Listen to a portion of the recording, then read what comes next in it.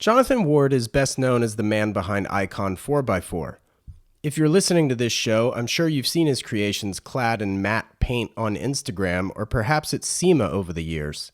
At the end of the day, Jonathan considers himself to be a serial craftsman, but I'll take it a step further and label him an artist. His creativity has led him down several paths alongside his automotive business, including woodworking, leather goods, and quite literally down paths all over the world while gaining inspiration and furthering his expertise. I've met Jonathan several times over the years, and I've been a huge fan of his work even before meeting him, and I'll happily add this chat shares information I've never heard him talk about on other podcasts or interviews. In an attempt to dodge the child actor conversation, we do chat a bit about his childhood and what growing up was like.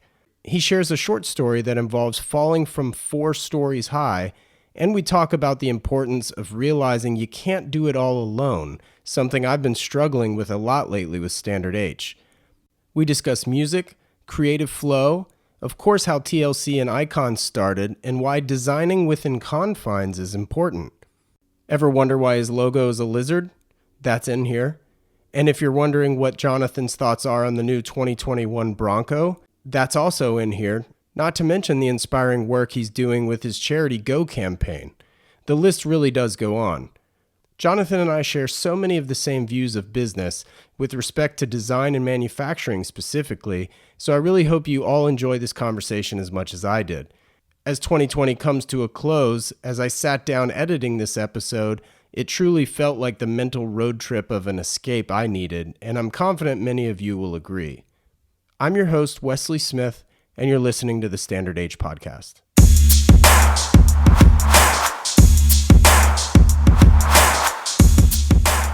Jonathan, thanks so much for taking part in the show. Certainly. Happy to be here.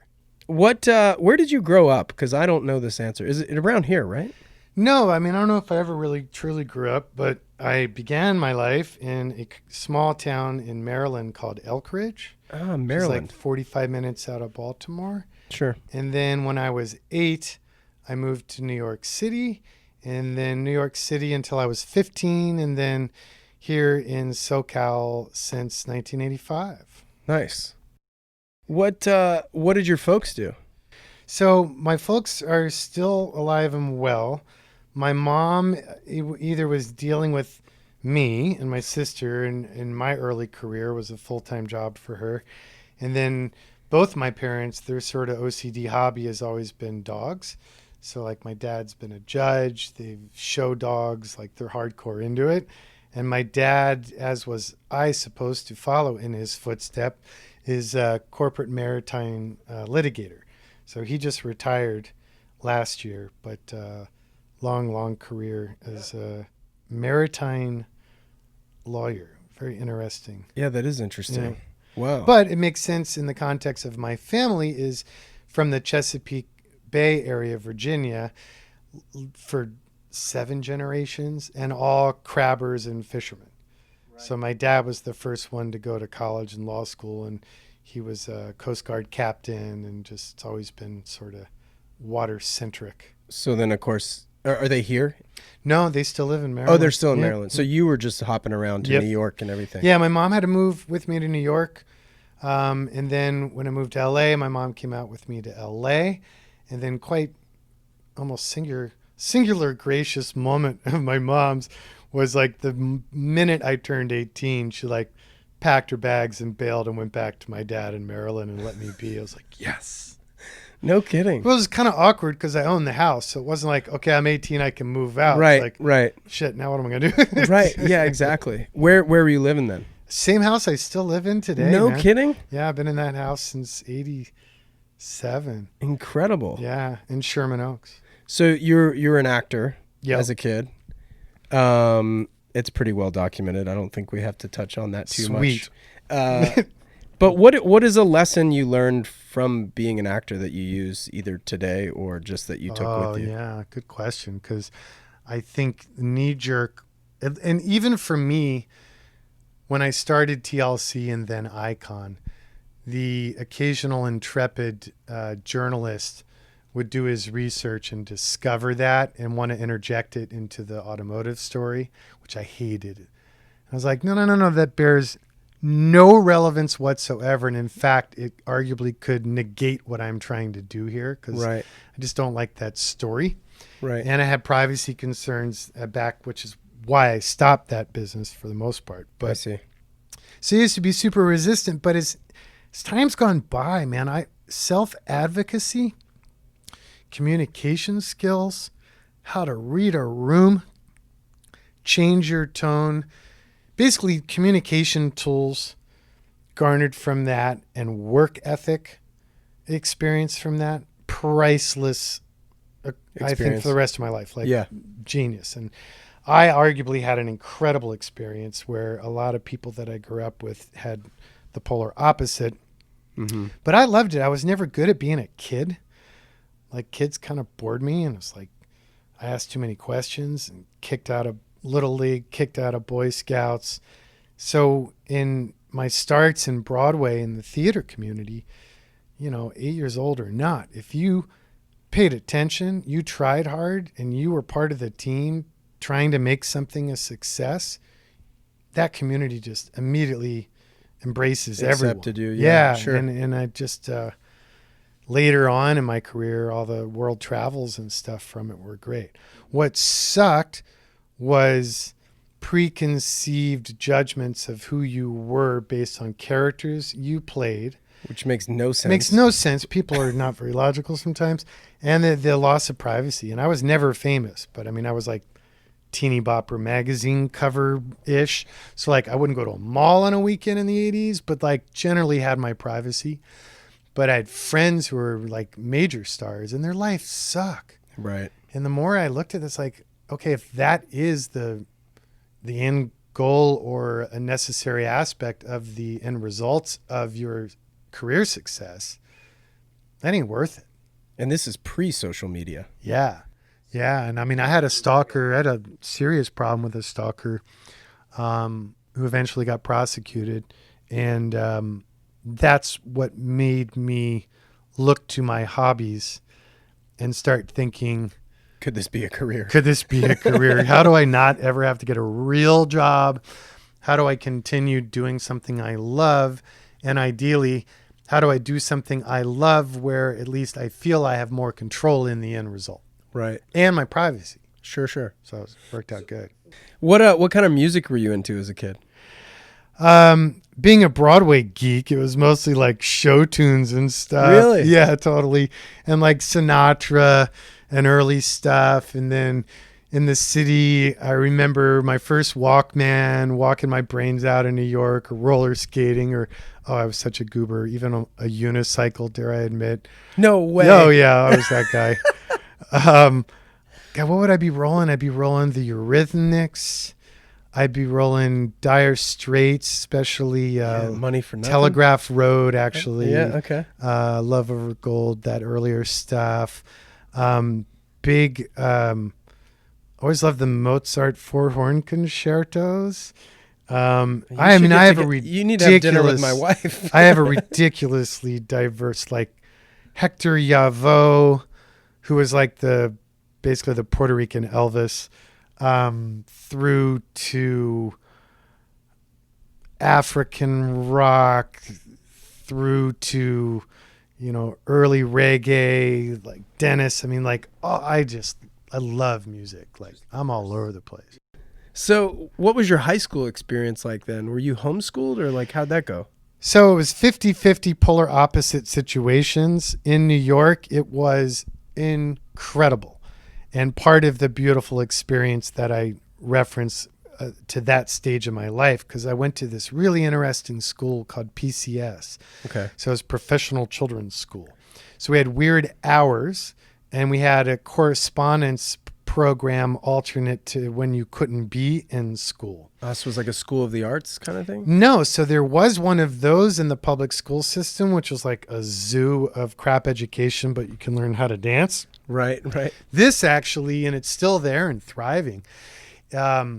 Really, with the teachers, their understanding, the education quality were all epic, but the most exceptional aspect of it was the community was insane, because it was either like Nato, UNICEF, Embassy kids Right. meet ABT, Juilliard, Broadway, Genius. TV. Yeah. So the international student base of various commitments to different arts and expertises, I loved it. That was just phenomenal.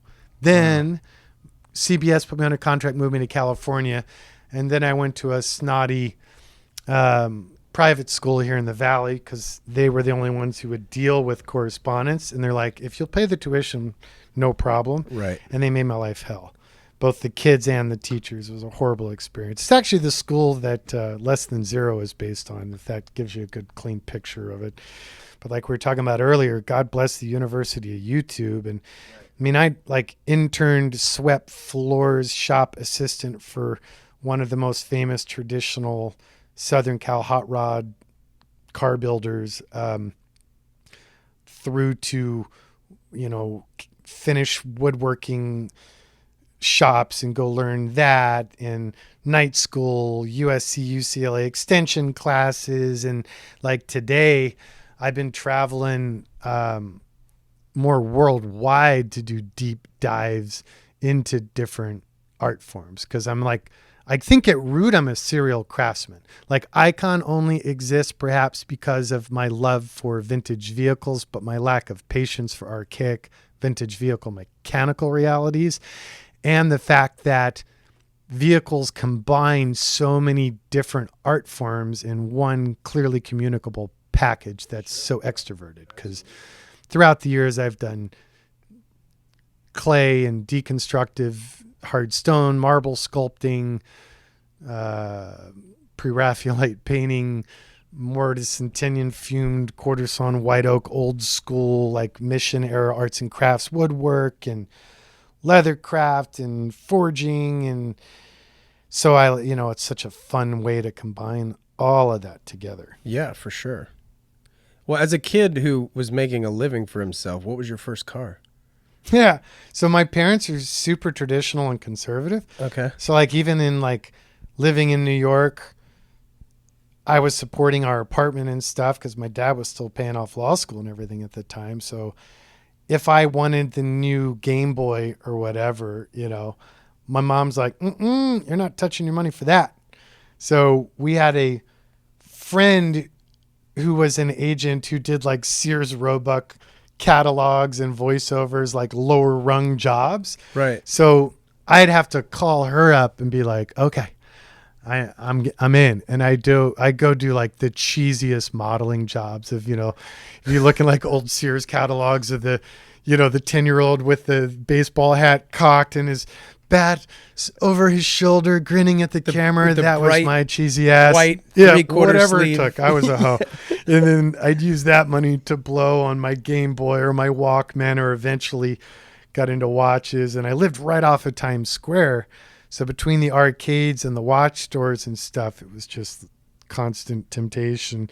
And then that ethic carries forward with me now as an adult, because like my art and antiques and wrist problem is all supported by side hustle, not by my true income, because I got 2 kids in college and mortgages and responsibilities. So I have a little side slush fund that I still use just for the inappropriate, unjustifiable stuff. Right. Which I highly recommend. Is like, that's like as close as I come to being fiscally responsible. Beyond that, my wife's my CFO and keeps me in line, or I would have screwed this all up a while ago. Right. Yeah. I mean, I feel like everybody needs some sort of guidance at some point. You know what's crazy though is how many creatives don't realize that. Yeah. Like I wish I had learned it earlier on, but I got to a point of burnout when I, by necessity and lack of capital, to be able to build a team. But I also think out of a bit of exuberant arrogance of, I can do it all. And past a point, building a product, a brand, anything, you can't do it all. You just aren't acknowledging that you suck, in a significant fraction of the things you try and shove into daily life. And I also was realizing, like, if I had to switch from left brain to right brain, it's a very difficult gear shift for me. I have brain damage, and I honestly think that might be a dynamic of it. I'm Wait, epileptic. are you being serious? Yeah. What's your brain damage? So I had a 4-story fall, and I broke my back when I was 15. And they did not diagnose this to be the case at the time. But over 15 years later, I started having weird seizures, like very atypical seizures, which got more and more advanced and more scary. And I have partial complex epilepsy, and they think it's related to scar tissue in a certain area of my brain that's adjacent to motor skill and short-term memory. So when I'd have a bad seizure, if it went on past a point, I think I'm saying the medical stuff right, it's simple, partial, complex, meaning it starts in a simple, isolated area of the brain. If it triggers for too long, it starts to affect adjacent areas of the brain, which in turn screws short-term memory and stuff. And I've just always been weird, and I think that's all like I can remember the stupidest statistics or manufacturer numbers or references for cars, watches, architecture, who designed what, but like ask me where my shop keys are or my wallet, and I likely have no clue. And like in leatherwork, especially as I've started getting into designing and making leather jackets, there's a lot of inside out stuff. Yeah. So certain stages, you make it inside out and then inverse it and then continue other stages. I have the hardest time getting my head around that. Like I'll literally stare at it for 10 minutes like, duh. Like I can't. There's no Rain Man effect when you're morphing the object. I can't inverse. It's the weirdest thing. I'll literally build it in paper or in scrap to be able to get my head around it.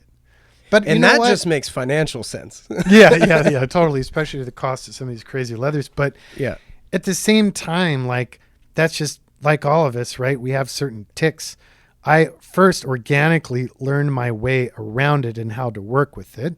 Then over time was able to afford to build a master alliance and a crew. Now we're 55 people here, and it extends outside of here to external network of collaborators and experts, or go study ground up and learn it, or learn when to shut up, zip up, back away, and hire the stud and let him do it, because that's all he or she does every day. Right. And the brand wouldn't be where it is today if I had not taken the financial risk and mentally acknowledged what I'm good at and what I suck, or at least what I enjoy doing and what I hate doing. Yeah. You know, spreadsheets, financial, screw that. I can't I stand hate that that shit. Yeah. It'd be the first hire I hire for sure is like an accountant or. Best hire I ever did's my COO, who's MBA, PhD, Pepperdine. Nice. And creative. Well, not really creative, but digs design. Yeah, sure. And like, can appreciate it. Yeah, because he can do all the production efficiencies and mapping and analytics and studies. So we study the shop efficiency by square foot, by rack, by technician, by series, by process, by back end, and then JIT, just in time.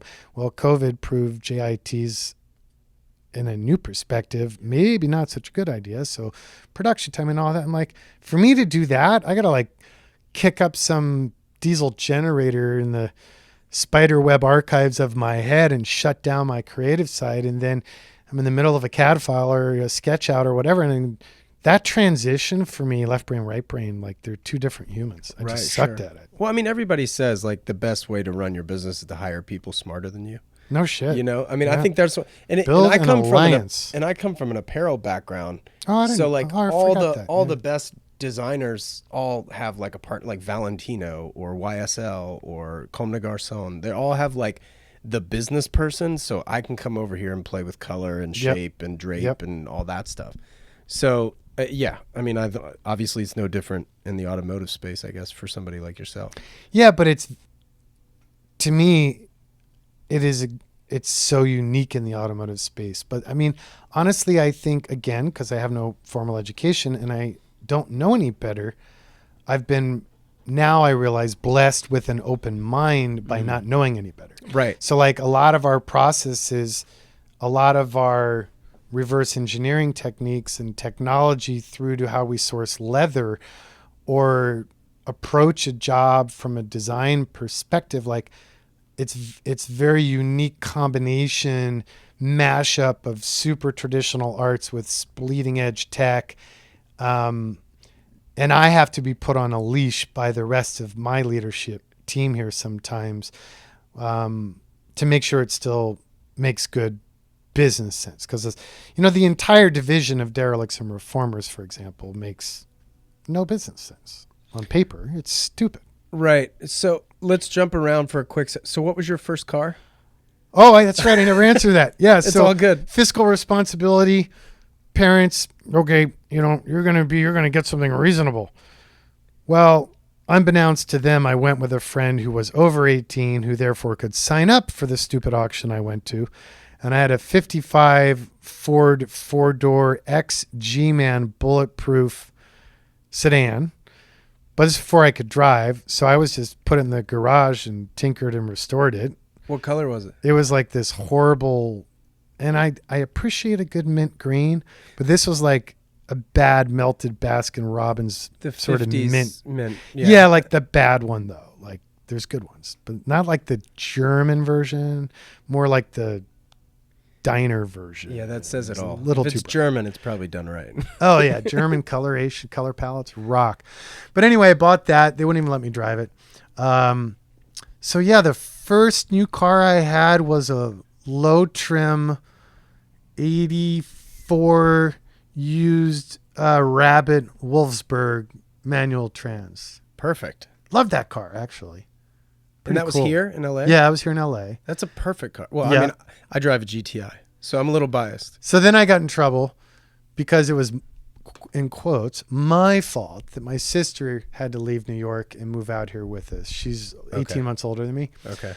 So she was kind of pissy, and it was sort of like reparations in the family that like when she needed a car, I had to give her my car and go buy another car. Right. So then a reverse hand me down. Yeah. A hand me up. Hand me up.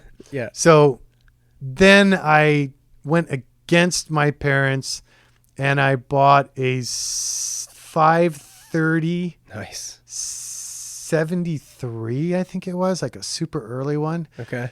Bucket of shit. Literally 2 wrecked cars stapled together by some hack corner lot dealer in Van Nuys. Absolute nightmare. My parents felt that their point was well proven, so they made me sell it. And then they're like, well, you've got some money saved up. Like, just go buy something practical. Go buy a new car. Right. So I went like new cars and like nothing float my boat. My dad's always been a BMW guy. He had like the first 320 in Maryland and like, I'm like, oh, that's cool. But then I knew a guy who had a Chairs and Flares Dino original paint. And it was so sexy. And this is before Enzo died, mind you, right? So it was 29 grand or so. And I'm like, screw that plastic new car. This thing's cool. I'm going to get this. Are you serious? Here's the problem. You bought a Dino. No, I didn't. Okay. Because I was a good boy. Because my parents were already pissed at my last 2 out of 3 vehicle decisions. I'm like, okay, Dad, so here's what I'm doing. He's like, you're an idiot. No 17-year-old should be driving a Ferrari. That doesn't happen. And too much maintenance, too much responsibility. No, I refuse. You can't do that, even though it was my money. So I'm like, okay. So I bought a 325 convertible and then had Dynan manipulate it. Nice. Nice, except it was worth a third of what I paid for it 3 years later. Right. Enzo died. Meanwhile, the Dino shot up. The Dino shot up to like 150. Yeah, it was sad. But I must say I have a lot of cars over the years. And I'm very schizophrenic in my car taste. I've made very few practical car purchases ever since. Which is kind of like Bruce Meyer, like his story. His parents, like he was building models and had all these car design and engineering books. And they're like, yeah, forget about it when it came time to college, right? So then, no, you're going to the same college your dad went to. You're going to be involved in the family business, and no way in hell you can be a designer. And he went off to school, and his parents threw away all his car models and all his car books. And when he found out, Bruce told me, he told his parents, like, okay, fine, let it be known, I am going to be part of the family business, and I'm going to grow that business. But you're not taking the car guy out of me. Right. And as you now know, they sure as hell did it. And it's right around the corner. Yeah. Well, yeah. Everything. That's crazy. I didn't know that actually about him. So what motivated you to start Icon then? I mean, I guess you pretty much already answered that by way of chasing your hobbies, right? Yeah, kind of. But I mean, first I started TLC. So what's the difference there? So TLC is vintage Toyota Land Cruisers, sales, service, restoration, conversions, parts, yada, yada. Very small room in definition of what the brand does, which made sense at the time, birth of the internet. Suddenly you had the ability to reach a larger audience, but stay true to exactly what you do and don't do. Sure. Over time, the sort of artist designer geek in me combined with my interest in engineering made me feel that I was kind of confined in that space. And, you know, I did the street rods and the hot rods and all the different sort of stereotype cul-de-sacs that people have done with cars over the years, as far as like buying and selling or building. Mm-hmm. And like none of them like really hit what I had in my head as like the perfect equation. So that was the birth of Icon, was after I did the FJ Cruiser prototype design and fabrication for Toyota. And the sort of glimpse behind the curtain of big boy company manufacturing and design process and techniques. And again, not knowing better, but looking at a lot of that and seeing, wow, looking at a lot of that and going, wow, why on earth do you do it that way? Because you're bleeding out identity or personality in an effort to create a one thing should appeal to everyone, which, hello, does not work. Right. So have you always had Toyota's blessing then? Yeah. So I actually went back to Akio and some people at Toyota at the time and said, I got an idea for a new brand that's all about referencing epic vehicles from our collective cultural past, but in a modern context to make them more relevant for today's use. Are we cool? Or are y'all gonna take me to court? Because they got like a big black tower full of lawyers. Like, don't want to go there. Right. And got Toyota's blessing. And I owned the trademarks for FJ40 and FJ45 and all of that already.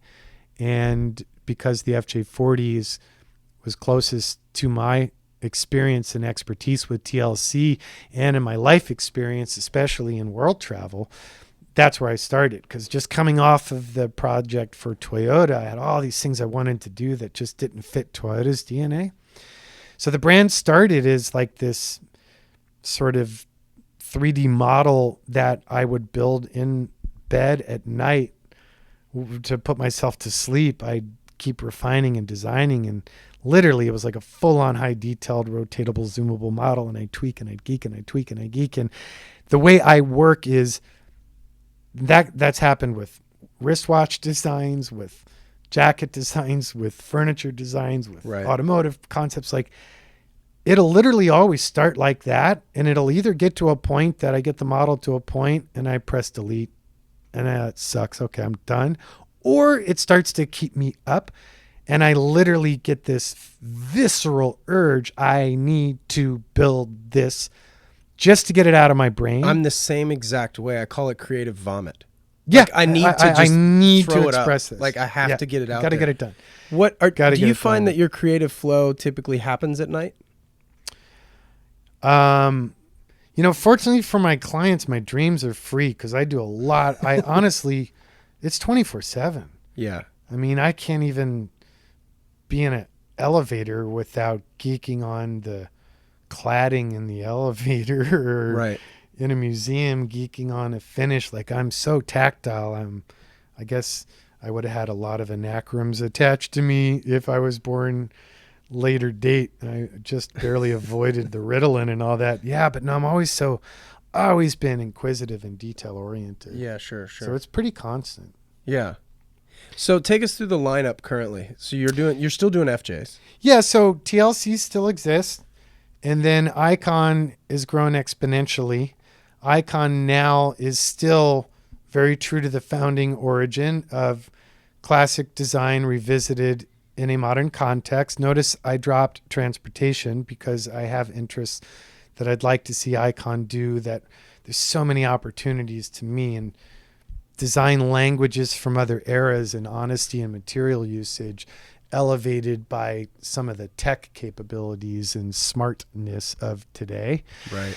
But anyway, as of now, for the most part, Icon is production models, which include our version of the original Toyota Land Cruiser FJ40 executed in 4 body styles. Then the 47 to 53 Chevrolet 3100 5-window pickup truck. And then our version of the first generation 66 to 77 Ford Broncos.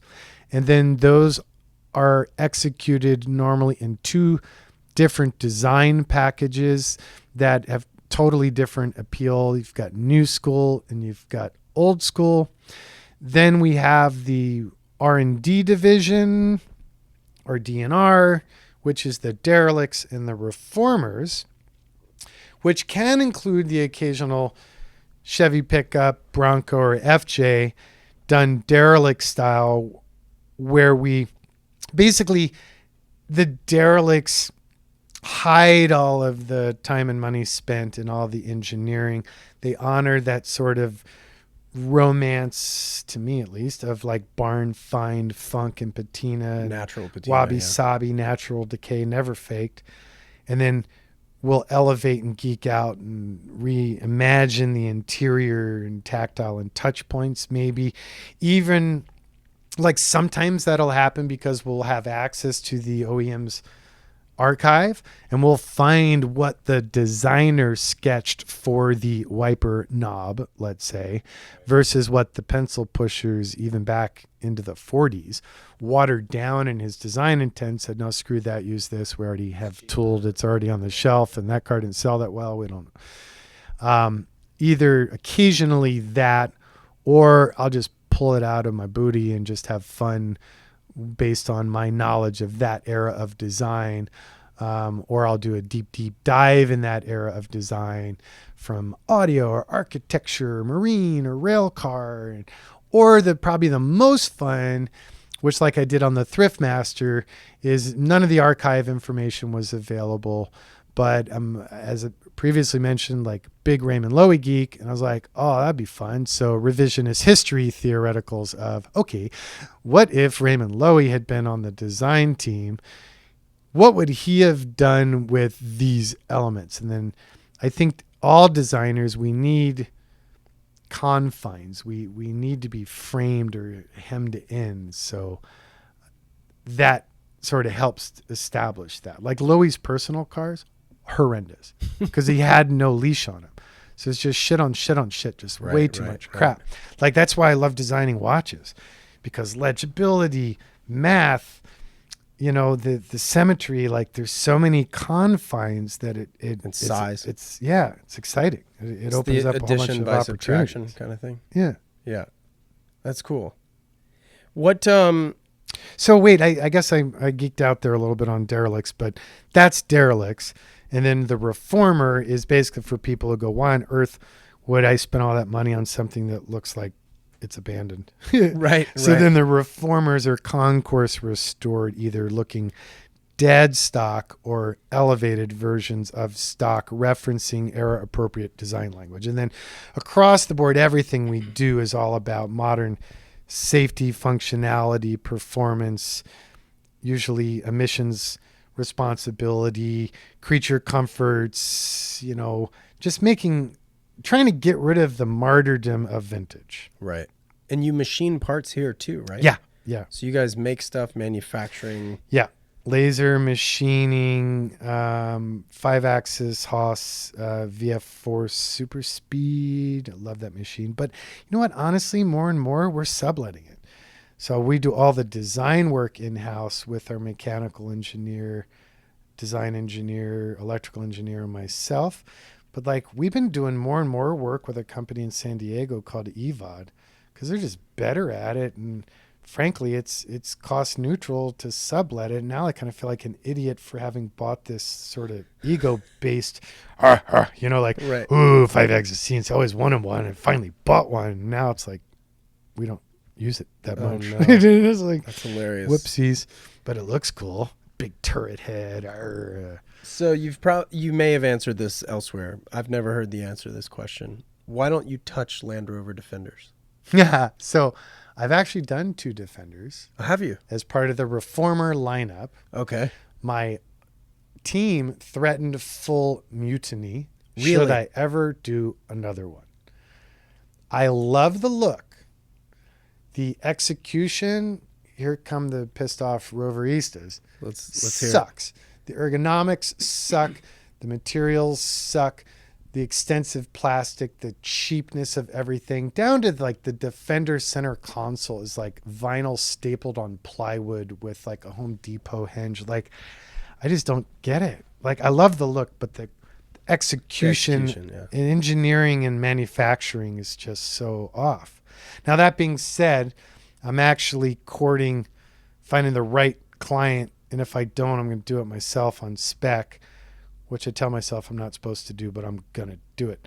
My body manufacturer makes my FJ bodies, took it on, and he's kind of done a Series 2 Land Rover meets Defender, Okay.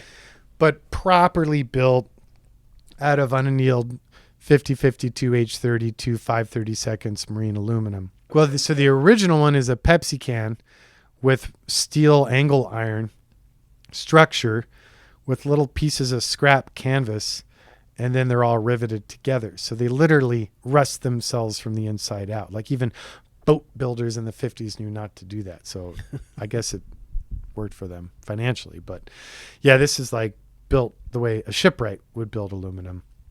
And again, I've always loved the aesthetic. So I think that could be a really neat opportunity to do my version of them. But that's the only way to be utterly, completely, entirely divorced from the things what that they really do. Yeah. irked me on the originals. Well, I mean, I'll speak on behalf of probably thousands of people. I think they would love to see your interpretation of the Defender. I just had an email from a guy yesterday, and he's like $300K plus into a custom Defender built by one of the top shops. And he's like, That's not you. he's like, it sucks. And I hear this frequently, and I'm not picking on any particular shop. It's shortcomings of the platform that are just innate to that. Mm-hmm. And there's so many people in that space, but I think this would be a fun way to piss off whatever remaining purists we have not aggravated, but to really create a completely different experience, but with that aesthetic that everyone loves. Sure. Well, I think that's a decent segue to the new Bronco. Yeah. What are your thoughts on the new Bronco, given that you give your treatment to the older ones? My thoughts are extensive. My plans are numerous. My ability to openly communicate is under a very complicated, litigious gag, NDA, etc. But I am very proud of it. I think the team did an incredible job of not doing the knee-jerk retro anime approach, Right. while honoring the utilitarian roots and expanding upon the root usability functionality that makes that vehicle class worthy of existing, and elevating the versatility and functionality in many new creative ways that I don't think even have been thoroughly publicly discussed yet. But I have 3 on order, so we can start there. Now, those aren't personal cars. One will be a special launch edition with some off-menu requests and tweaks. The other two will be pretty straightforward ones. And I intend to reverse engineer the piss out of it, or get support from Ford. There's just tons of opportunities. So yes, in a perfect world, I'd love to see Icon Edition 2021 Broncos available at the Ford dealer, like the Eddie Bauer package, but relevant and elevated. Yeah. And but strictly honest to my brand DNA, not like floor mats and stickers, like tactile quality and stuff. If that happens, great. And I seem to have no ability to guide that ship into the harbor. You know, mice and elephants don't dance well together. I don't even know who to implore at Ford to encourage that. I have tons of friends there. But either I do that with Ford or I do it myself. But we're definitely going to do the Icon touch on that platform. Sweet. Yeah. Super excited to get started on that. Yeah. In fact. Yeah. No, that's exciting for sure. How often do you buy the donor car, if you will? Constantly. Okay, so is that normally the way the operation works? Or do you get I donor have to cars from... chipmunk the donors, especially the Broncos have become crazy expensive Right. and very difficult to source. Yeah. So I try to be at least a dozen FJs or Broncos ahead of sold units. Very, very, very, very, very rarely do people have the vehicle to provide for me to restore and modify. Although it happens, like we have a thrift master we're actually building as a derelict in line, and the client already owned the truck and owned it for I think a decade, and it's like perfect for a derelict. But yeah, quite rarely do people own them. So I have a network of hunters, and we're constantly sourcing and buying, which gets me into trouble because a couple of my hunters know my personal tastes, and they'll just lob interesting, nifty, Just odd carrots. mechanical situations that I have no buyer for, and I end up buying and getting in trouble with my wife. But I bought a really cool one recently that I was kind of secretly hoping COVID would hurt the business enough, but not so much that I could actually build a car for myself. And my plan was to put it in the mix, but now I can't because we're crazy busy. So it's a Graham Hollywood. I'm not familiar with that. No one is familiar with it. They made I don't know exactly, I think 100 and something of them before they went belly up, but it's based on Gordon Buerig's Cord Beverly sedan, the coffin nose, which I've always loved. And then when that company, Cord Auburn Duesenberg, was going bankrupt, they talked Hupmobile into buying the tooling, and they misrepresented it and said it was unit steel, one-piece stamping, super easy and scalable, which it was not. So they sold it to Hupmobile. Hupmobile redesigned the front clip, put it on a traditional rear wheel drive chassis, cheapened out the interior a little bit, and they briefly sold the Hupmobile Skylark for under 500 units before they went belly up. And then there was a big merger between, who was it? I think it was Hupmobile, Graham, and Page. And then they took the, not secondhand, but third-hand tooling. They redesigned the front clip again, elevated the gauges back to Buerig's original design, and launched the Graham Hollywood, which even the font on Hollywood is pricelessly perfect. Suicide doors, low slung, So what year four-door is this? sedan. 41. And it's stupid cool. That's amazing. Original paint, cool patina. So I eventually want to build that out as a keeper, but I don't know when we're going to have time to do it, which kind of sucks. But, that started with, my hunter. Oh, isn't this cool? Next thing you know, I'm loading up the trailer and Right. draining the bank and hitting the road to go pick it up. Let's talk branding for a second. How did the lizard come about? Well, I am a firm believer in iconography. I'm a big typeface geek. I think brands need a symbolism for nanosecond permeation in attachment, relationship, subconscious value stuff. And then I had a bunch of pretty bad ideas for naming Icon. And my wife came up with Icon. I'm like, oh, that's cool. And then serendipity has been my friend, man. Because like I went on the US, TPO or whatever The patent site, or whatever, the patent trademark search. Yeah. And like GM owned Icon for over a decade. Ford owned it for decades. And like, I think literally 30 some days before my search, they let it expire.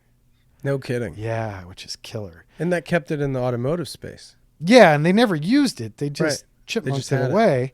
And then now, unfortunately, it's become a revenue model for attorneys in trying to protect it and police it, because U.S. trademark, patent, trade dress, copyright laws is a joke. Written by lawyers for lawyers. Right. There's no defense. I'm over it.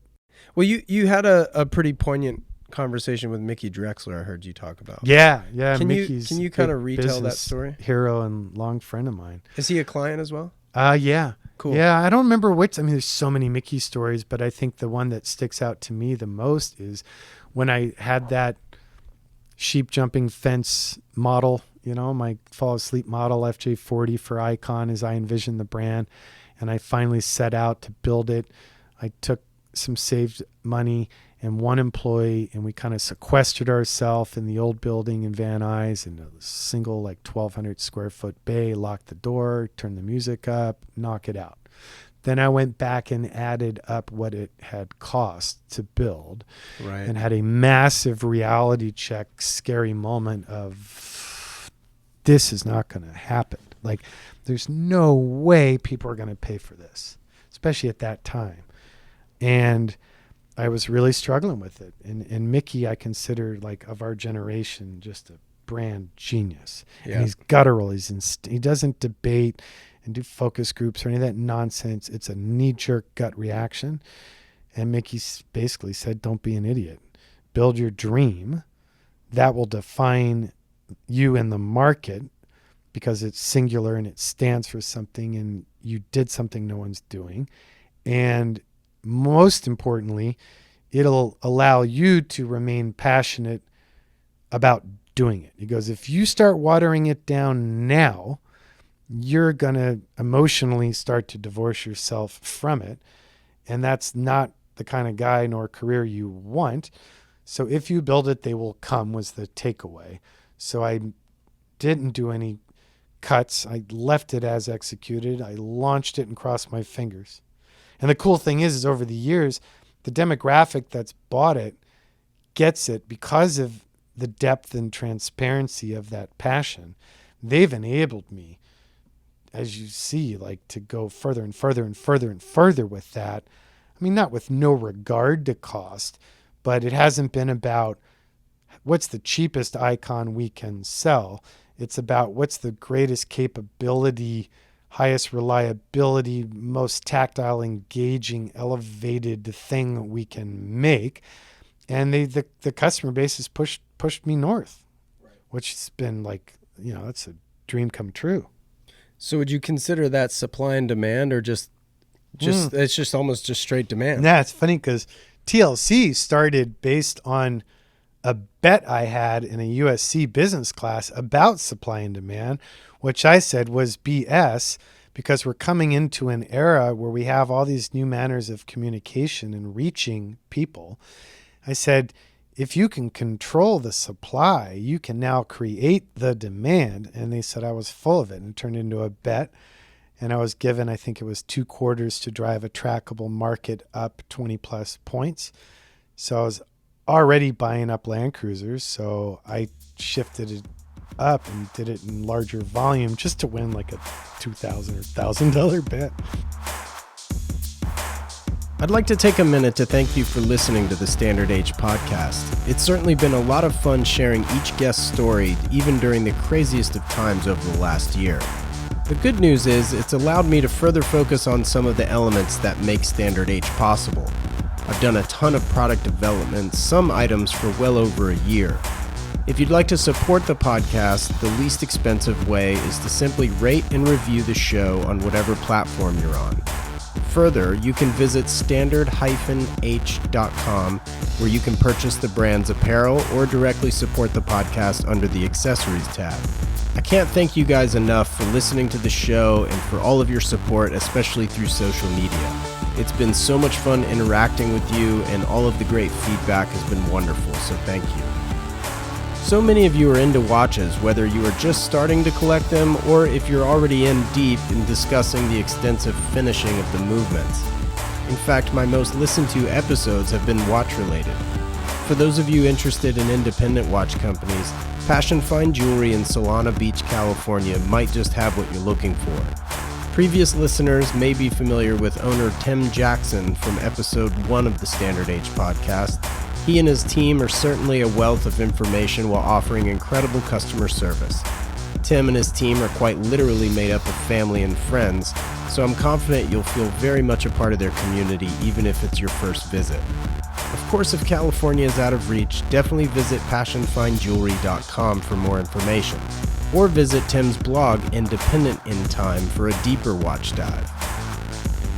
Now let's get back to the show. Being in business in California is stupid. Right. Love the state, but the business environment here is getting almost unpalatable, and real estate's getting insane. You see, we have a huge building and we're out of space. So like, I don't even know where I could add another production team or production line. Right. But the one-offs are really, for me, like day to day, the most fulfilling, because, I'm constantly tweaking the production models, and, we're approaching 200 FJs. We're approaching 100 Broncos. We're approaching far lesser, I think 20 Thrift Masters. DNRs are probably about 3 dozen delivered, but like, that's a constant kiddie pool for me, because the eras, the platforms, you saw the diversity of what's here, the styles and that we're integrating through to the manufacturing years. On the floor right now, we've got from 1941 to 1975 going on. So that's like my little happy space. But again, from a business perspective, I can't grow it. So we're just being super selective about the customers that we want to join our family, because that's a very intimate and long process, and the platform. Like, we don't want to repeat. We don't want to do another this or another that. We want each one to be singular and to explore new engineering, new textile, new leather, new material, new eras, and like, super fun to spread out that way. And eventually, right, that can turn into another production model. Sure. Well, I think the customer, at the end of the day, feels probably far more special in that scenario. And they are, but they also hemorrhage money. And we hemorrhage so much time and intellect on it that, they're brutally expensive. And at the end of the year, if we do accounting on that department, like, no lie, like if we clear 5% net, it's a good year. And that's not a business. We wouldn't keep the lights on. Right. So it's been very important branding wise to express the sort of depth and range of our capabilities. It's been very useful in evolving even the production models, because we're able to sort of prototype, test bed new ideas. For me, it's been priceless. And I think there are some potential production scenarios that could be born out of it. I showed you 2 today in the Overland and the C20. Like, those could be scalable with a fat upfront investment, but it could make sense. And you let me do it to you again. I started babbling and I never answered you about the darn lizard. That was kind of you. I was going to remind you, but no, so it's all good. The lizard started with... This is why I love talking to you. Yeah, we go down all these odd There's tributaries. no straight road here. Yeah. No, straight roads are boring. Well, I guess if you're in a Prius, but I don't play that. So the lizard. I knew I wanted a symbol. Deep history geek and car geek, huge collection of vintage hood ornaments and mascots. I mean, there's some here, but my house is out of control. But also in Southern California, if you're in your Icon and you're deep in the trail, in the woods, in the desert, pretty much any California landscape, and you're beyond where the production vehicles are off-roading, oftentimes the only other thing experiencing that terrain is the California blue belly lizard. They're everywhere. They're ubiquitous, right? And they're crafty as all hell. They're super adaptive. They're under the radar, far more prolific than we are, but they had all these interesting character traits and a very subtle California nod. And that's all BS that I made up to justify wanting Using to the use lizard. it. Yeah. Because the origin story was when this was a hobby / side hustle, I would buy out of like the recycler. Remember the recycler, you know? Get up 5 a.m, pay off the delivery dudes. I get it fresh from the printing press. I'd get all the California editions, sit there in the dark and read through them, learn to recognize prefixes of certain area codes to like, oh, Burbank. Okay. Get my ass over to Burbank. So around sunrise, they might be up. Start calling people and get there. Early bird gets the worm, right? Sure. So I did that. I think it was in Reseda out in this neighborhood. And typical story, cleaning out the garage, selling the house, get rid of this project FJ40 that has been parked for 20 years. I never got to it. Getting rid of the crap. So I go there to buy the FJ40 and I'm hauling it away. And they got a mountain of crap by the garbage bins on the street. And I saw this vintage fireplace screen that had the lizard on it. So already in metal. Yeah, already in metal. And I thought, is that a real lizard? Like, wow, that's cool. And I stopped and went to check it out. And no, it was like cast bronze. I'm like, wow. I'm like, couldn't really date it. There were no maker mark or anything on it. I asked the guy, is this going to the garbage? He goes, yeah, you want to take it? I'm like, cool. So I was driving a 65 F250 with an old school tool box right behind the cab. So I reached in the box, grabbed my 10 snips, snipped it out of the grill and took it. Got home, drilled into my toolbox and, a bed mounted, butterfly style toolbox and put him on my truck. So then for decades, he was my talisman. He was my St. Christopher. So from car to car over the years, I always put him on my favorite ride. That's cool. So then when we were starting Icon, I was like, oh, wait, that could make sense here because of these somewhat logical made up backstories. And there you go. So that circular sort of angled tail. Yeah, that was the original shape. Yeah, honest to the original. That's amazing. I have them made in the traditional lost wax casting technique to this day. Sure. And patina. I mean, as we were talking, like now we CNC them and we 3D print them and do all sorts of things with them. But the primary logo that's on our builds is still the traditional one. So just to bridge off to sort of what you were talking about earlier about pricing, for example, early days, you're throwing money at this thing, not considering profitability, obviously. What is that equation like now? Like, how do you determine your pricing? Well, it's funny because I think the perception is of me, my brand, and I guess everyone in our space, that it's a luxury good. Sure. Then if you think of your life, your previous life, apparel, right? Luxury good in pretty much all industrial segments means a 5x to 7x multiple of manufacturer costs to retail. Yep. That is not my world. So the way I run the company, or again, people smarter than me that are on my team run my company, is it's a very simple cost metric of basically, I mean, we try and operate on a traditional small business math of 30 points. Sure. We try and clear 30 points, and then it's a viable business. And we are strong wage payers, full health care, 401k, Then you have all of the lovely California HR and liability and workman's comp.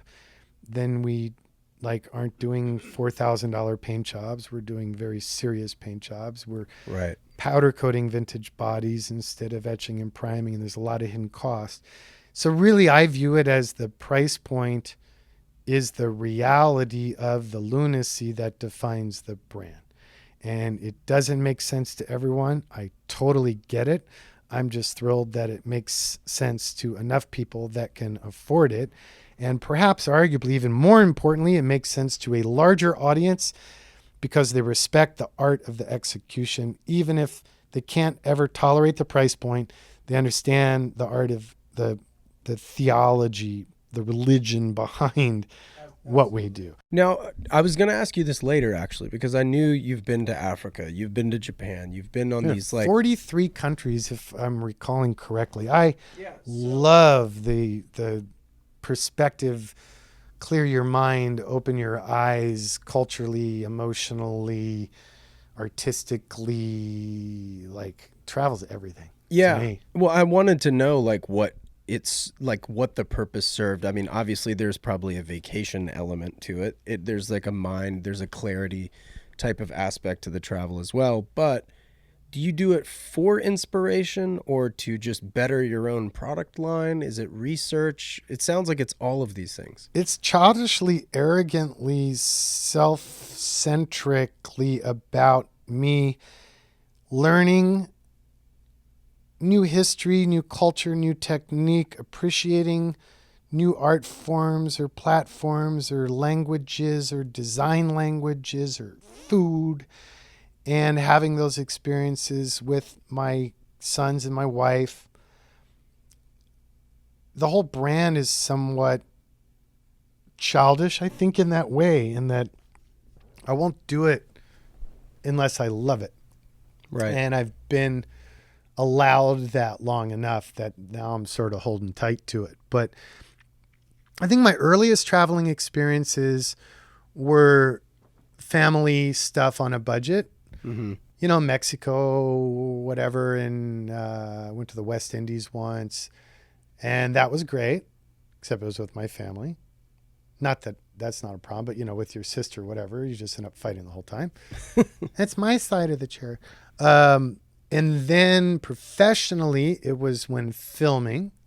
So not really often having the time to really experience the locale, but locals on the crew and getting friendly with them or going home with them to family dinners and brief sojourns into different places around the world. Right. But I think it really started deeply, starting when I was 17, when I was pretty well known.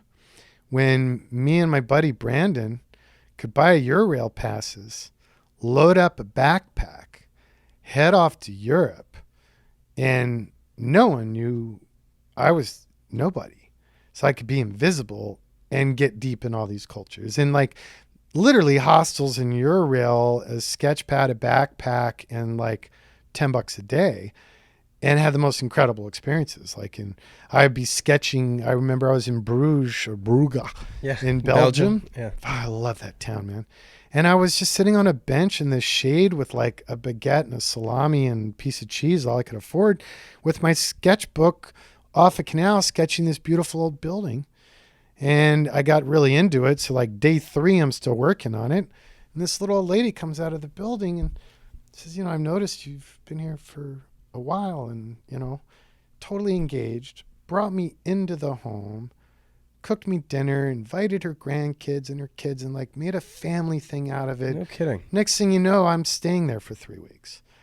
And at least, and I miss this, man, because unfortunately I think we're back to a point where Americans are not necessarily held in high regard with open arms, which is very sad. But even just other backpackers from around the world on the train. Where are you going? Hell if I know. Where are you going? Well, we're thinking of going to Rome. All right, let's go to Rome. Next thing you know, we're a tribe of 20 from all over the planet going to Rome. We broke into the Colosseum in the middle of the night, went down into the chambers. Crazy experiences. Met a guy who was an archaeological historian professor at the university in Rome, and that's what he did every night. We run into him at like 3 a.m. at the Coliseum. And he's like, well, you guys aren't, we weren't graffitiing or doing anything destructive. And he's like, well, that's very cool that you guys like are into it. And you broke the law. Ever since then, like travel. And then, when my kids were born and when we started Icon and we're flat broke, didn't have any money, we took a good 10 years off of anything past a week in Hawaii, borrowing a friend's house. Yeah. And then we kind of got to the point for various reasons in like the last 10 years of like, what are we waiting for? Like there's no like finish line or end goal. We need to get our game on and like start traveling again. And it's just been shameless travel ever since, especially since I built out the team here. I mean, I've done 2-month, 3-month trips. And as long as I have internet access and cell service, my CAD program's cloud-based. I can do it on my Mac now. And that's incredible. I can get up at weird hours sometimes or whatever, but I can handle a sale, do a design, send it off to my team, and boom, party doesn't stop. Like the business can keep moving. That's amazing. Yeah. Yeah. My game changer. My college graduation gift was a Eurail pass and a backpack. Hell yes. It was awesome. Yeah. Yeah. I had the time of my life. I recommend it to today's generation, man. It's such an incredible experience. It used to sort of be like a rite of passage. Yeah. It doesn't seem to be like both my kids coming out of high school, like it wasn't even a conversation. Right. This any is of what their you're friends doing. were having. Yeah. Like, well, no, I mean, it wasn't of their generation even a consideration. Oh, I see. It wasn't part of the experience. Right. What percentage of your clients are repeat? Guess. I bet it's fairly high.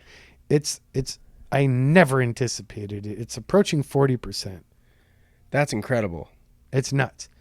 And like we have clients that own who's the biggest Icon goober? Maybe 9 Holy smokes. vehicles. Multiple houses, I'm assuming. Oh yeah. Yeah. Yeah. Wait, okay, so this is no shade at those people, but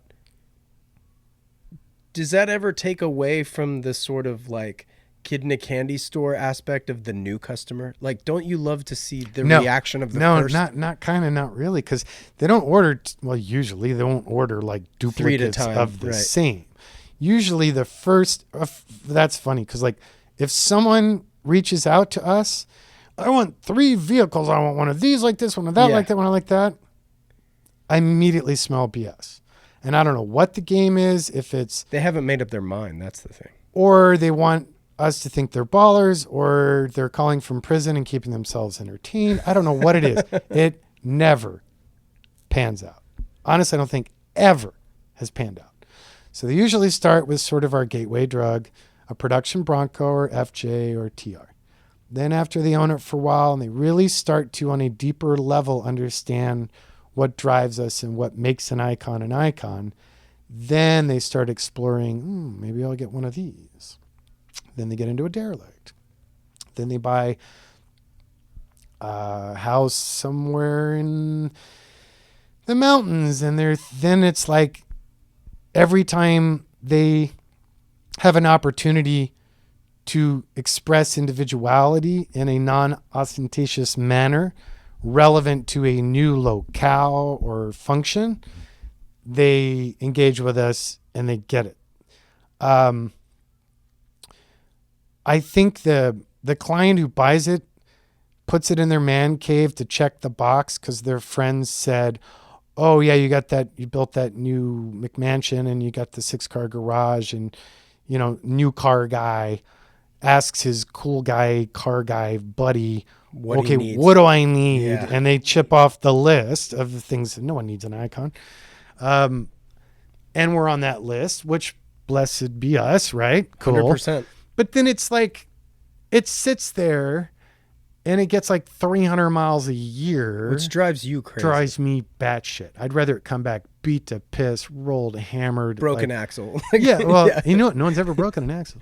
But like, I want them to use it. And I don't, even if that is, I don't care if it's you and your lab going to Starbucks and the farmer's market. I won't talk crap about that. Good for you. That's your life.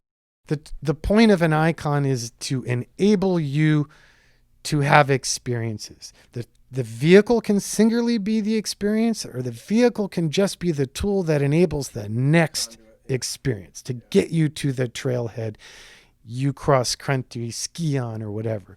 So no,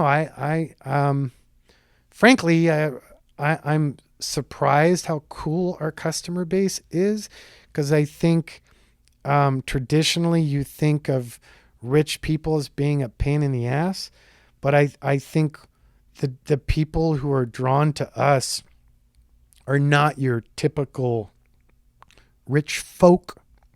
Like the reality of the price point means you're gonna have to be able to pay for it, which means they're gonna generally have some wealth. What do your vehicles start at currently? I just came out of the Roadster version of the Bronco and the FJ, to less trim, lower price point, easier to engage. And I think we're starting at about 175 now. The production model's basically 175 to 350. Now, and I would imagine the more a client tells Jonathan what to do with the vehicle Jonathan's building, the higher the price goes. No. I mean, like the production models, I've spent a lot of time just over a year ago building out configurators on the website that are very in-depth and visual. So people get that sort of Nike ID personal engagement and attachment and pride into their own configuration, which is, from a list of standardized materials and formulas that we're comfortable with. And that's easy. The one-off stuff is a much deeper dive interpersonal. Cost is related to how far off the menu you get, right? Right. Or sometimes it's, I don't like your this. I think it should be like this. I want to use a that.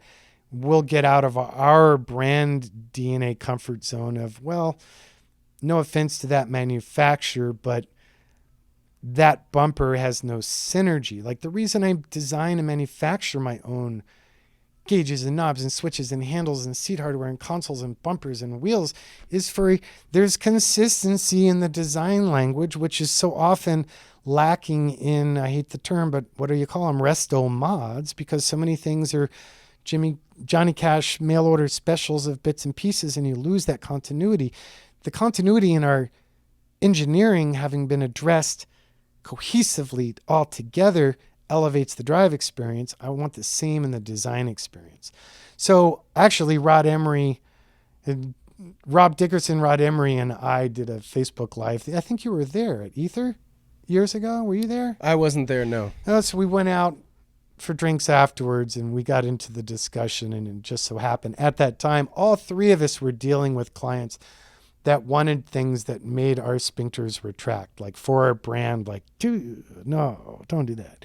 So we all compared retorts of like, how do you handle it when they want purple underglow lighting, or they want a fish tank and a TV monitor, and like just pin my ride shit. That's like all three of us.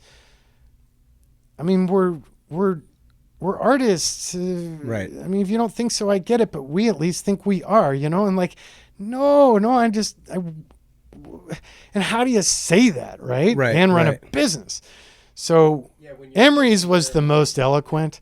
And we now, I think to this day, all three use the same canned response that is a hybrid of our three individual ways of handling, which is kind of like, we're not really comfortable with that. And you came to us for what we do. We plead you allow us to continue to express our opinion. That being said, it is your vehicle. When you get it, you have the right to do whatever you want to do with it. But it needs to leave here with the entire team proud of it, and it must reflect the brand identity. Identity. Yeah. And that's that worked. I mean, I turned down a lot of jobs. I mean, it took me decades to learn how to say no. Right. and pass on a job, either because of personality concerns or just the project's boring or been done a billion times, or Right. we've done it before, or stuff like that, which is all easy to say in a time when we have a waiting list. But I'm sure there may come a day when I got to do free brake inspections and repeat builds or commoditized builds, and I hope not. But I mean, that's at the end of the day, it's a business. So if I have to evolve in that direction, it would not make me a happy little boy. But Right. it could happen to all of us. Well, I think that pairs well too with what you were saying about the misconception that rich people are a pain in the ass to deal with, Yeah. because they understand what you do, they believe in what you do, they enjoy what you do. Fortunately for them and you, they can afford it. So here, just take my money and let me pick up my car in X number of months. And I think there is a brand veneer buy-in type luxury wealthy consumer, but he's at the luxury car dealership being a dick, or being Right. whatever, and it's a power game, and it's Yeah. frankly a broken model. And I think just like we're seeing this renaissance of people giving a crap about consumer commoditized goods and having a little bit more price elasticity to tolerate something that'll be more sustainable and longer lasting, I think you have more and more consumers, especially in transportation, and maybe I'd say in luxury bags and leather goods, and I can't include watches, very little bit to watches, who are now looking at the luxury brands, as BS. It's a veneer. I call it heritage badge, where it's the badge of the heritage brand that's been bought and sold and hoarded out and gutted so many times. It no longer exists. Yeah. It's a veneer of luxury marketing. And I think people are starting to break the glass on that. Mm-hmm. And that's our guy. Now, my favorite client, and the one it might likely end up costing the most, is the one who comes in. It's generally someone that we've built several vehicles for. Rarely it's not, and it's just a connection. And they go, you know what? And I had a call like that this morning where you got here, and it's like, build it like you're going to keep it. Right. I do what I do well, which allows me to be able to call you to allow you to do what you do well. Build it like you're going to keep it. Well, and this goes back to what you're saying about being an artist, because you're shooting for an aesthetic. You're not shooting the look for less. You know what I mean? Like, Yeah. It's design without compromise is so much more valuable, not because it costs more, but because of the honesty. Of the honesty. Yeah, exactly. And the cost is a reality of the honesty. Right. I mean, all the way down to build it. Like, all my aluminum is U.S. sourced aluminum. I could, no exaggeration, I could take a 3D file of a product I designed. I could send it overseas, have it machined, shipped, and taxed, and landed here for less than the chunk of raw billet aluminum costs me in America. Before it's CNC'd, before it's surfaced, anodized, polished, machined, chromed, or anything. That's incredible.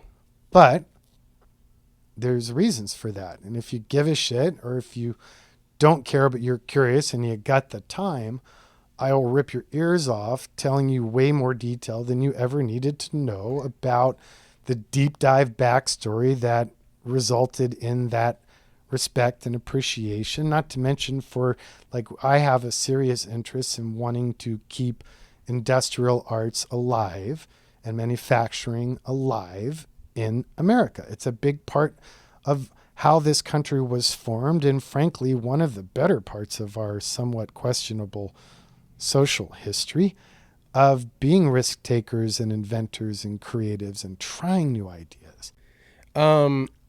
I want to talk to you about your use of color, because we talked about it a little bit in the garage.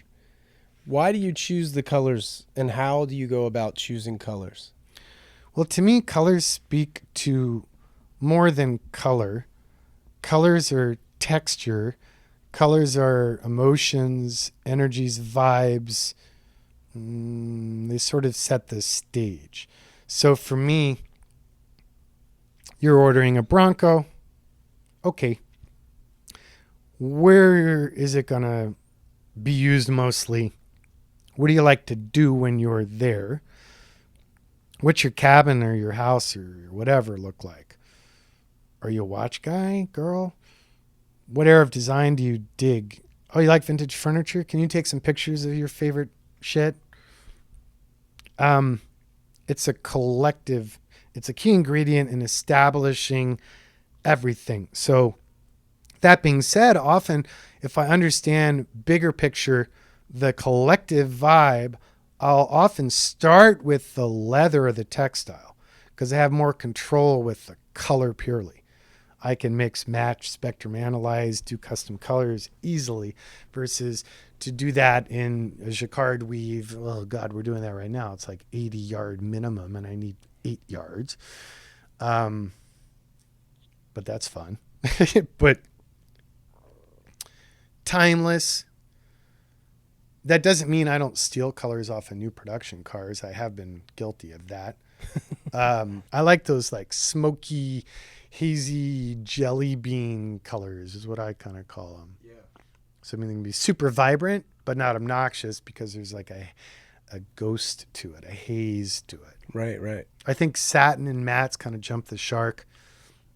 Back when we did it, it was kind of novel. Now it's everywhere, which is part of the reason I get bored a little easy. So like old school was fun for me to have a whole new list of tasks to reinterpret those platforms in a more retro, fun, kitsch, old school way, which also allowed me to use a completely different palette of ingredients for color and texture and textile and, you know, all the funky colors you're seeing us come out with now. Just keeps it exciting, keeps it fun. And It appeals to a completely different group of consumers that we're seeing a wider demographic come into the brand. We have more female clients today since launching old school than ever before. We had like 1 or 2. Now we have many. Great. Yeah, it's cool. That's awesome. And it's creative for us. It's fun. What about the old days, the early days of Icon, do you miss? And what are you glad you no longer have to do? Well, of TLC and Icon, I'm glad that I'm still not working 7 days a week, which my wife and I did 6-7 day, 12-hour day plus weeks for a good 10 years. I certainly do not miss worrying that, am I running a pyramid scheme? In that literally it was so hand to mouth that meeting payroll every 2 weeks was a struggle of, ooh, we better collect a deposit on that job. We better get the progress payment on that job. And then Jamie, my wife, and I both start worrying, well, wait a minute, are we using that guy's money to pay for this job? And I guess that's okay if we're accounting for it as long as the cookie don't crumble. Right. So finally getting to the point, it took forever to be just financially secure. And I still have no nest egg or savings, but like I'm fairly comfortable. Payroll's confident. Clients are solid. We have a good buffer. Now, granted, and we thought it could have been COVID. Unfortunately, it wasn't. But some calamity hits at the scale we operate now. Right. I think I've realized over the years, I'm in the same business as any 50 million or under market share company. We're on a thin ice with a blowtorch culturally, right? Like the tap turns off. There's no new sales. There's just bills coming for 3-6 months. You know, stressful. But I think that nightly, daily stress financially, that amount of time, must work, can't do anything else, having to wear so many hats and being just utterly physically, mentally exhausted, trying to juggle all those responsibilities, knowing I'm not doing a good job at all of them because I'm trying to do all of them. Right. I do not miss any of that. What do I miss? I think honestly, probably the only thing I connect to missing is a deeper, more personal relationship with my employee team. You know, there were 6 of us, right. Then 8, then 10, then 12. At this scale, it's hard to even know everyone's full name. And I also actually, second thing I definitely miss, which I figured out how to address.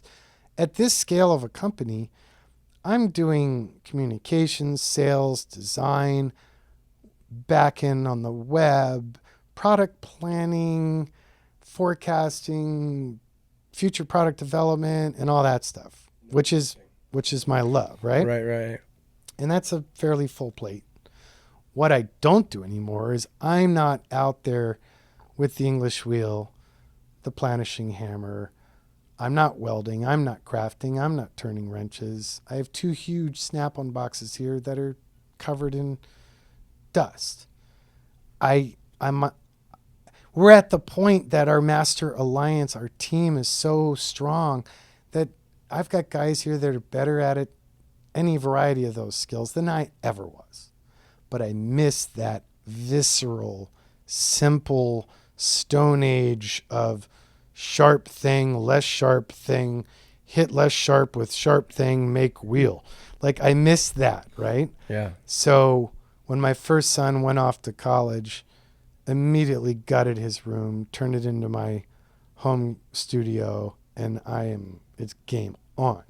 So now with leathercraft, I really appreciate the simplicity of it, because the art of how you do these simple things makes a difference between a hacked up slice of a dead cow with some thread versus something that is elevated and unique and beautiful. I make my own jackets and wallets and belts and bags and suitcases and watch rolls and watch straps and on and on and on. And then, like, Instagram by demand, it's like turned into my new side hustle where I craft all sorts of stuff for people. And that was part of the Japan trip. It was part of my France trip. I love that, like, craft deep dive. And it gets me back to literally very simple things, reasonable timelines, from concept to sketch to CAD to hands-on hammers and hand stitching and done. And I'm re-fulfilled by that. That's amazing. Well, I know you're a watch guy, obviously. Yeah. You've designed your own watch. Yep. Several. I've only executed, manufactured, and sold one. And then I got there's some on the wall over there, whole line of silly stuff I want to make and bring to market at some point. Okay, so when is the next one coming? I don't know. I was going to do a partnership with a large multinational brand, and that fell apart because it was either we dumb it down to make this that we think will sell at a reasonable price point that was nothing interesting or dynamic to me, and I felt would hurt the brand, or if you want to be a geek about it, you want to execute your vision without what our marketing group says, then you're buying the entire production run, and that's on you. And I'm like, I'm not a watch retailer. Right. Ain't playing that. Right. So I don't know. Frankly, I think the next step is I did a run of 50. They sold really well. I have 4 left or 5 left. Okay. Until they're all gone, there's no way in hell, despite we're already in the black, there's no way my wife will let me do another one. Right. She's much more responsible. Like, nope, you still got 4 of these. So this out of my safe. Not doing another one. My latest thing that I've been thinking a lot and researching is vintage luggage. Okay. From the birth of personal travel. Sure. Okay, so you're talking like 1920s. Yeah, 20s, 30s, right? So getting away from those ridiculous, like you're going on a cruise and you've got those big trunks, like right. Just after that. So for those of you that are listening to us on the radio, I'll describe what I'm holding up. So this is late 20s, early 30s, British-made aluminum riveted construction, sort of what Samsonite I think took and ran with later on, but this was personal air travel design, right? Yeah. And then you think of even through the 40s, 50s, 60s, like the faux alligator rigid cases. And like, you'll see them at like a swap meet and you're like, oh, that's so cool. And you go to pick it up and it's like, holy shit, is it full? Nope. And like, it doesn't have wheels and it's uncomfortable ergonomically and it doesn't, there's all these things missing, but like, That's how Gucci started, because he was a bellman at the Savoy Hotel in London. oh, really? And he's all frustrated. And he was with like, the this shit design? is so heavy. So he started making his own bags that were lighter. Oh, that's And that cool. was I never knew that. 1921. I never knew that history. That's wild. I mean, many people probably know you also from your Hodinkee Talking Watches episode. If they're watch goobers, maybe so. Yeah. What is there? I was like the watch antichrist. He's like, what's the reference number? I'm like, hell if I know, but look at that patina. Yeah. What is there a method to your madness from a collecting standpoint? What allows a watch to make it into your possession?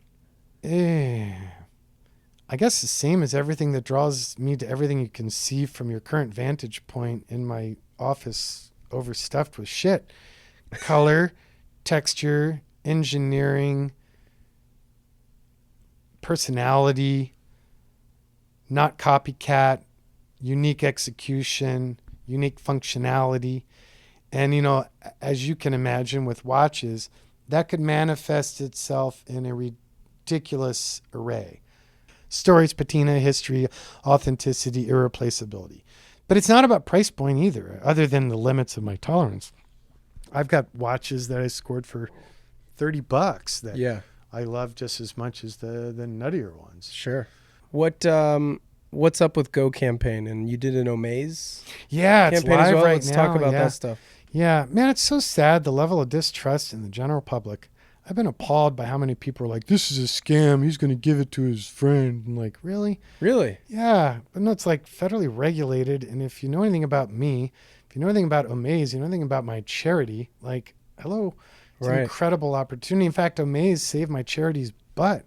Because, I do that event that you kindly support every year. Sure. We do 2 big events every year for Go. I host one of them, and then the rest of the board hosts another one that's more the fancy pants thing. Mine's a little more lowbrow, high fun. Yep. We had to cancel them both. Wow. So while, the whole idea, Go is about finding local heroes and communities in the U.S. and around the world that are already doing something that's making a significant positive impact in the lives of children within the community they know. Mm-hmm. We merely come in with grants, basically financial and intellectual equity, and we connect them with our global community of like-minded local heroes to extend their reach, increase their efficiency, help them understand how to make it a sustainable, self-fulfilling financial model that increases their impact in the community. And as you can imagine, during COVID, it's impossible. It's so sad. Yeah. But Go's been doing pretty good. We were concerned at first, but we've had a lot of match raise. Fundraising's been relatively stable. Nice. We've had a lot of increase in community needs, but also a lot of new ways to help communities. Like, we're doing a super cool program right now in Compton and Watts, where, a lot of the homeschooling stuff sounds great, except those communities, the infrastructure sucks. Right. The income levels are low, and the Wi-Fi network, even if you pay for it, the distribution is garbage. Oh, man. So like we had for example, a gang reformation program for kids, tattoo removal, community education space. We're not doing tattoo removals anymore, but that local hero engaged with local councilmen and local community and the local police. We raised the funds, and now we have basically a safe zone with super high speed connectivity and computers the kids can check out and take home so they can actually stay up with school, or at home, even if they had connectivity but didn't have a computer, right? Or they had computer and connectivity but no space for quiet or unhealthy home lives, whatever it might be. We now have access to tutors and mentors and computers and high-speed data download. And like, it's that simple. Awesome. It doesn't have to be, building a new wing at UCLA. It's grassroots shit that makes a difference and makes a difference quickly. we went from our local hero having that idea to being funded and populated in 45 days. That's now, it's still incredible. getting better. We still need to grow it. We still need more funding.